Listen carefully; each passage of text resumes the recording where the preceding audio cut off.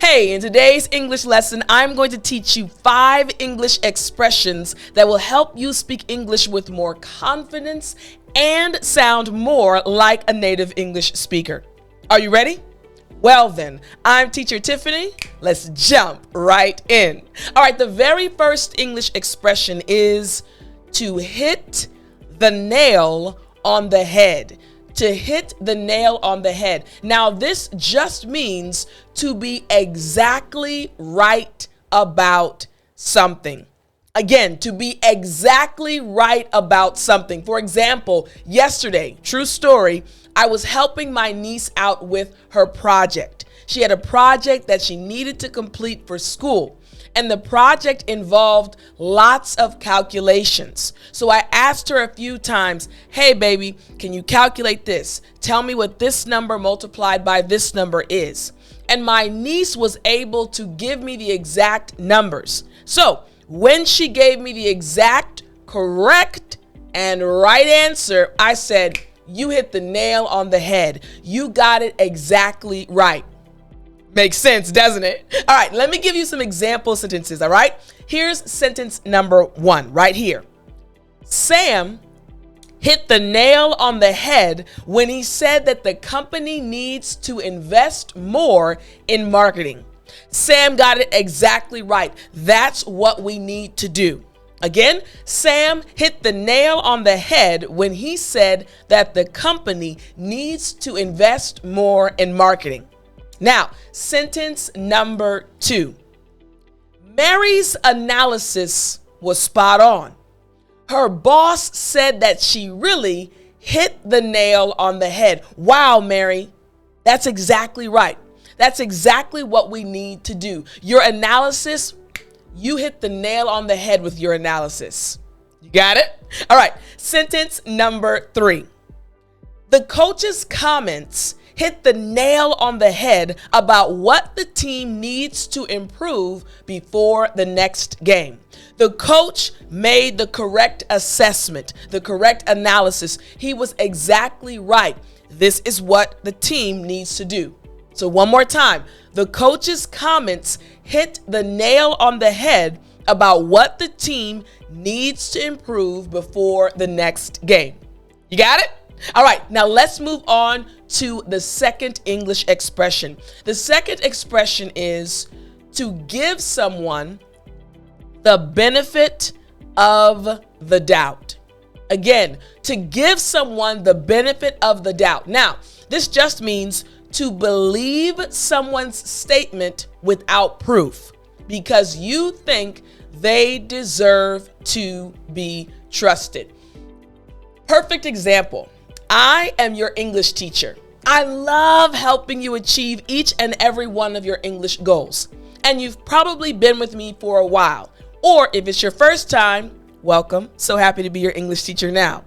But now you started to trust me, right? You've watched multiple English lessons from other English teachers, and they are amazing. And maybe they help you with other parts of the English language. And then you come to my English lessons and you're like, man, I like teacher Tiffany. I like her lessons.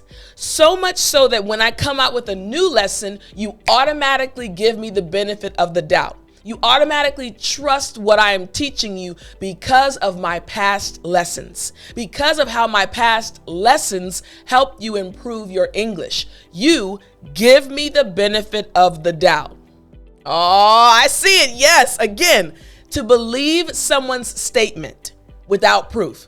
You believe what I'm teaching you. You haven't went to Google to check if this is the exact definition, but you believe what I'm teaching you because of my past English lessons. You think that I deserve to be trusted. In other words, you give me the benefit of the doubt. That makes sense, doesn't it? Good, you're so smart. All right, here's the first example sentence. Even though I didn't see him do it, I'll give Michael the benefit of the doubt and assume he didn't steal her wallet.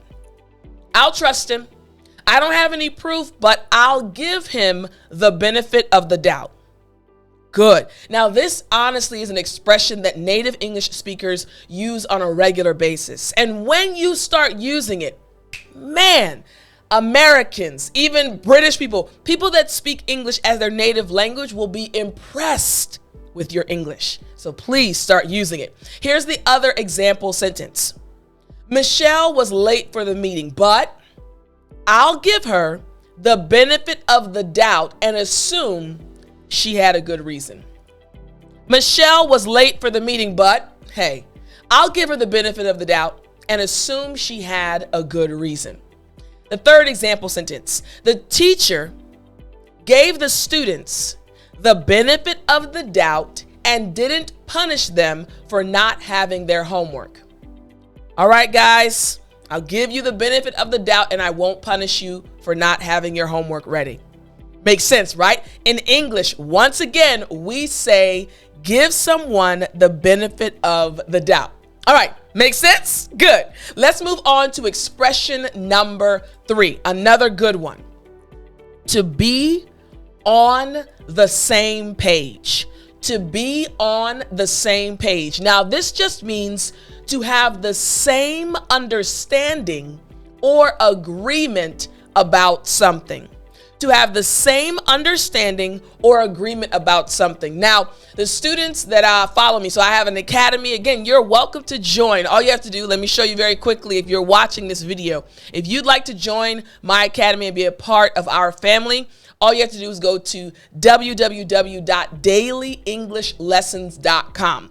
www.dailyenglishLessons.com. Now, the students that are with me, part of our family, they hear me say this all the time. Are we on the same page? Does everyone understand? So much so that now our family members, the other students in the academy, use it so naturally. Again, it just means to understand, to be in agreement. Hey, we're on the same page. We are thinking in the same way. In English, we say we're on the same page, a very commonly used expression. So here are some example sentences. Here we go. Sentence number 1. We need to make sure everyone is on the same page before we start the next project. Makes sense? You got it. Here we go. Sentence number 2. The finance team had a meeting to discuss their goals and make sure they were all on the same page. Are we all agreeing on this? Do we all believe the same thing? Are we all on the same page? And now sentence number 3. The couple had a disagreement yesterday, but now they are on the same page about the future of their relationship. Yesterday they weren't agreeing, but now, hey, they agree. They are on the same page. You got it? Excellent, excellent. Now, the fourth expression is really a good one as well. To have a change of heart. Once again, to have a change of heart. Now, this just means to change one's mind or opinion about something.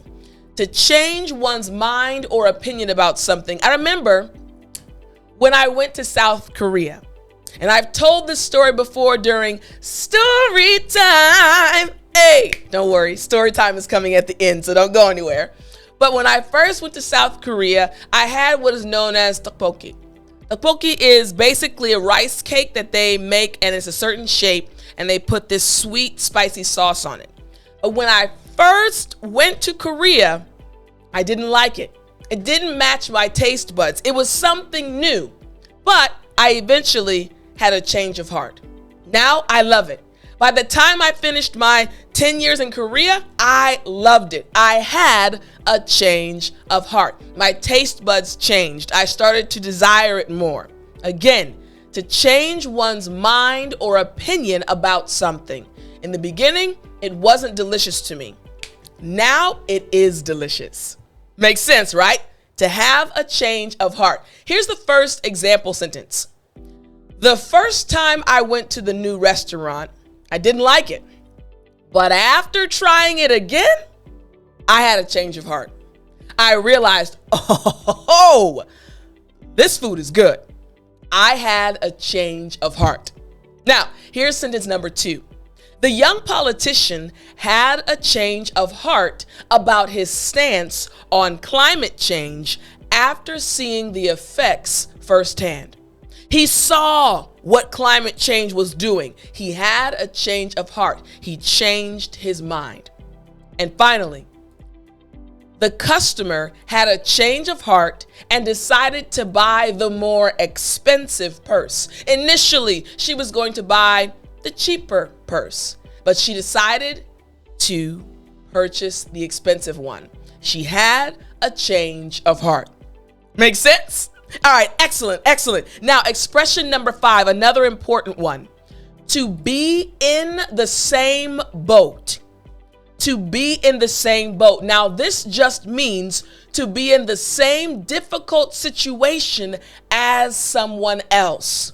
To be in the same difficult situation. We're both struggling. We're both having a hard time. For example, I remember when I was back in college, having to prepare for a final exam, a difficult exam, studying late into the night, waking up early to review. But myself and my other classmates, we were in the same boat. We were all struggling to study to make sure we passed the exam. We were in the same boat. Again, to be in the same difficult situation as someone else. Make sense? You got it. You got it. Here's an example sentence. Number 1. It is important to remember that we're all in the same boat. We're all experiencing the same difficulties. We're all in the same boat. Next sentence, number 2. The employees were all worried about losing their jobs, so they were in the same boat. You caught it, right? Excellent. And finally, the passengers on the delayed flight were all in the same boat.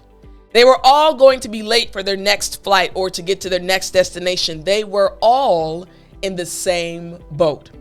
Makes sense? All right, excellent. Today you learned 5 very, very important English expressions that will help you speak English with more confidence and sound like a native English speaker. I hope you enjoyed it, and I'll talk to you in the next lesson.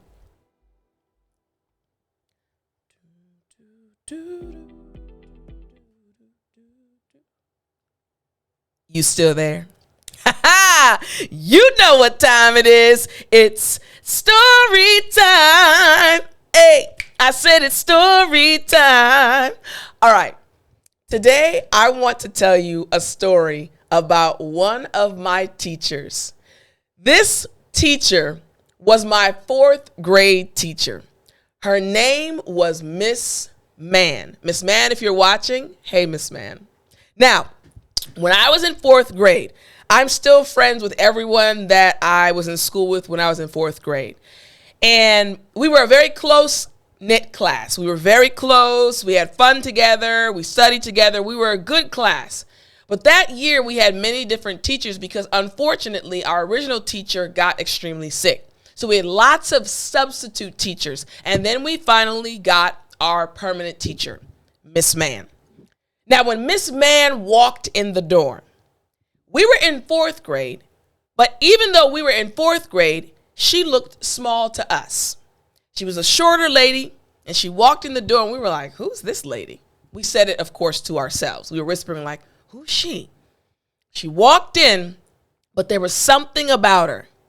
She was of small stature, but she commanded respect. And we knew as soon as she opened her mouth, she was not going to be an easy teacher. She was not an easy teacher at all. She was very strict. She had rules, and we had to follow them. Now, she taught us a lot.